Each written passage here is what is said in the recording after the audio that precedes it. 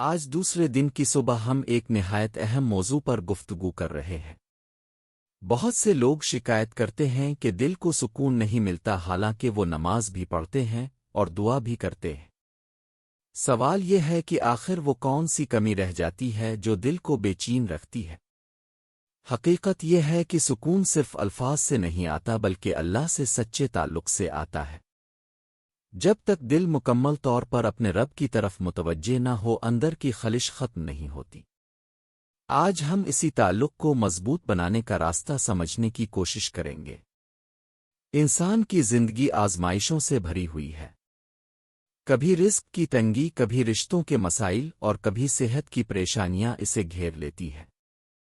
ایسے میں دل گھبرا جاتا ہے اور ذہن منفی خیالات سے بھر جاتا ہے۔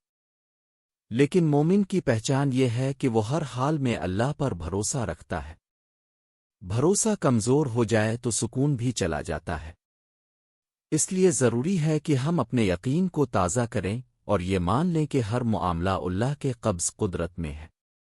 دل کا سکون ذکر الہی سے وابستہ ہے۔ جب زبان اللہ کے ذکر سے تر رہتی ہے تو دل پر اطمینان نازل ہوتا ہے۔ لیکن اگر دن بھر دنیاوی کاموں میں مشغول رہ کر ہم اللہ کو بھول جائیں تو بے چینی بڑھ جاتی ہے۔ ذکر صرف تسبیح کے دانوں تک محدود نہیں بلکہ ہر کام میں اللہ کو یاد رکھنا بھی ذکر ہے۔ جب انسان چلتے پھرتے اٹھتے بیٹھتے اپنے رب کو یاد رکھتا ہے تو اس کے دل میں روشنی پیدا ہوتی ہے۔ ایک بڑی وجہ بے سکونی کی یہ بھی ہے کہ ہم اپنے گناہوں کو معمولی سمجھ لیتے ہیں۔ چھوٹے چھوٹے گناہ دل پر بوجھ بن جاتے ہیں۔ جب دل بوجھل ہو تو سکون کیسے ملے؟ اس کا علاج سچی توبہ ہے۔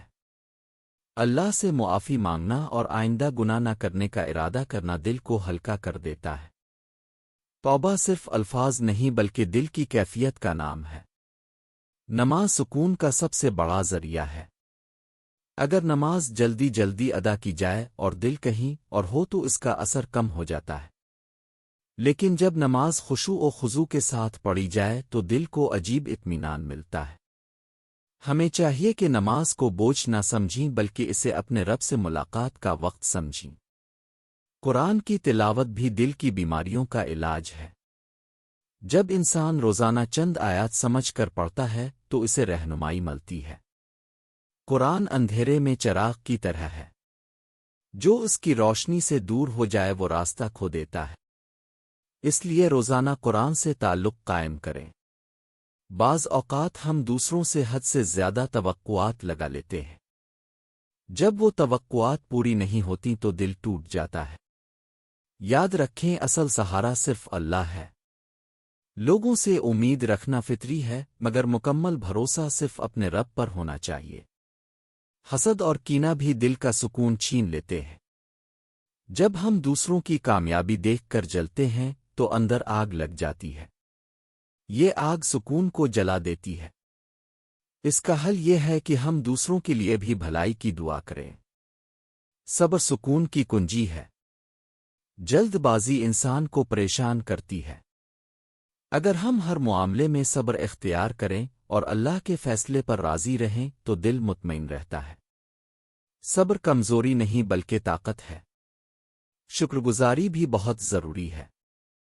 ہم اکثر اپنی نعمتوں کو نظر انداز کر دیتے ہیں اور صرف کمیوں پر نظر رکھتے ہیں۔ اگر ہم روزانہ اللہ کی دی ہوئی نعمتوں کو گنیں تو دل میں خوشی پیدا ہوگی۔